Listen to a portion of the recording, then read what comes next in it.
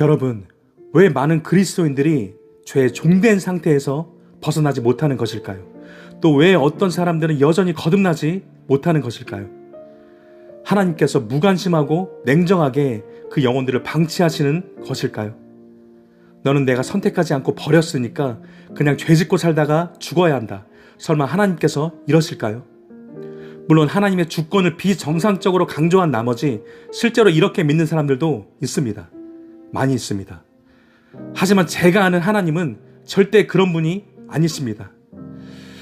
저 역시 오랜 시간 이 문제 때문에 갈등했습니다.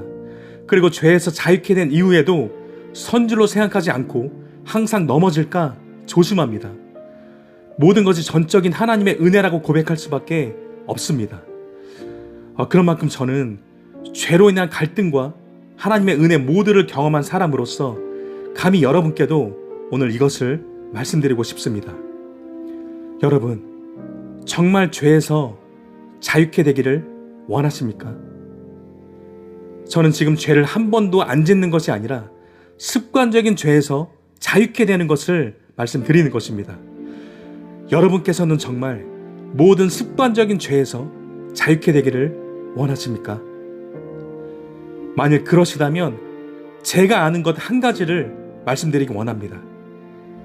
제가 믿기로 하나님께서는 여러분의 중심을 보신다는 것입니다. 여러분이 자신의 끊지 못하는 그 죄들로부터 정말 벗어나기를 원하는지 원하지 않는지 바로 이것을 보신다는 것입니다. 그러면 여러분, 로마서 7장에서 자기 죄성 때문에 탄식했던 바울의 중심은 과연 어땠을까요? 그때 바울은 거듭나기 전 죄의 종로를 탈 때에도 자기 죄를 합리화하지 않았습니다. 분명히 바울은 자기 죄 때문에 탄식했습니다. 로마서 7장 24절입니다. 오우라, 나는 곤고한 사람이로다. 이 사망의 몸에서 누가 나를 건져내랴.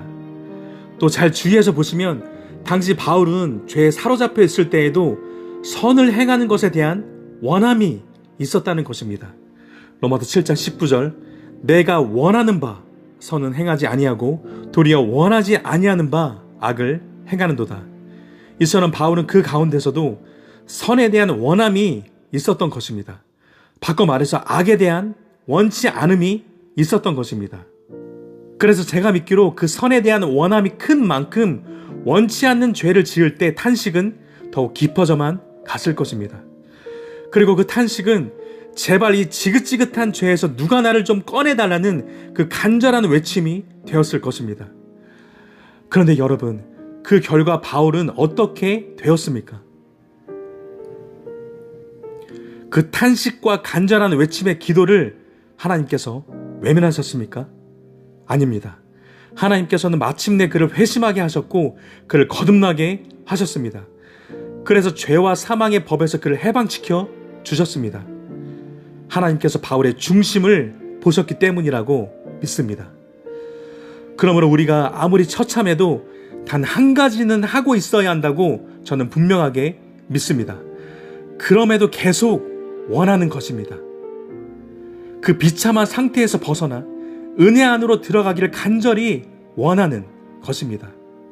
이 원함이 없으니까 바울처럼 탄식하지 않는 것이고, 탄식하지 않으니까 그 원함이 하나님께 상달되지 않는 것이라고 믿습니다.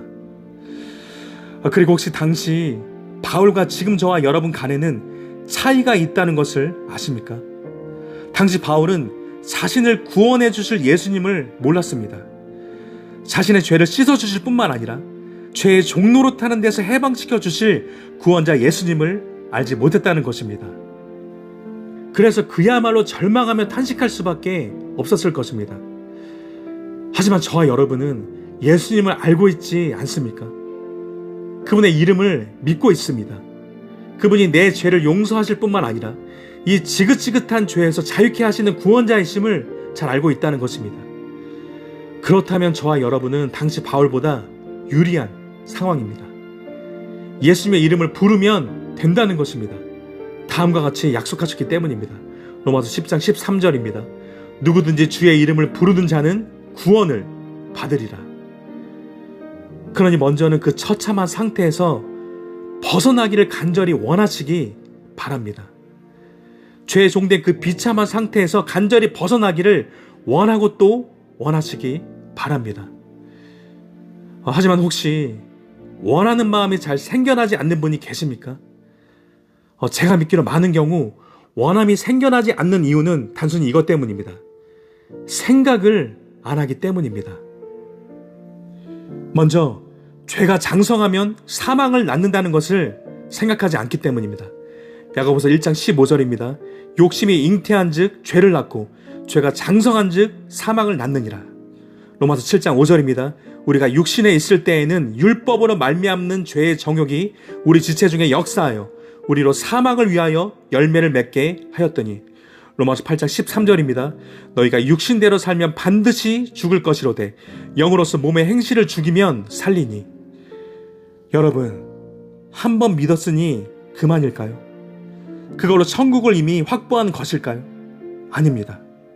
저와 여러분의 구원은 완성되어져야만 합니다. 여러분이 칼빈주의든 알미니안주의든 간에 방종하는 신자들은 애초에 가짜이거나 구원에서 탈락할 수 있다는 것을 아셔야 합니다. 그래서 사도 바울의 권고대로 두렵고 떨림으로 구원을 이루어가야 한다는 것입니다. 또한 저와 여러분은 죄의 영역 말고도 삶의 여러 속박된 영역들 가운데에서 벗어나기를 원해야 합니다. 여러분, 원함이란 게 그저 수동적으로 원하는 마음이 일어나면 그때 원하고 원하는 마음이 일어나지 않으면 원하지 않는, 정말 이런 것일까요? 저의 확실한 결론은 그렇지 않다는 것입니다. 무엇이든지 하나님의 뜻 안에서 나 자신이 더 원할 수 있습니다. 어떻게 그럴 수 있을까요? 내게 필요한 그것의 가치를 생각해야 합니다.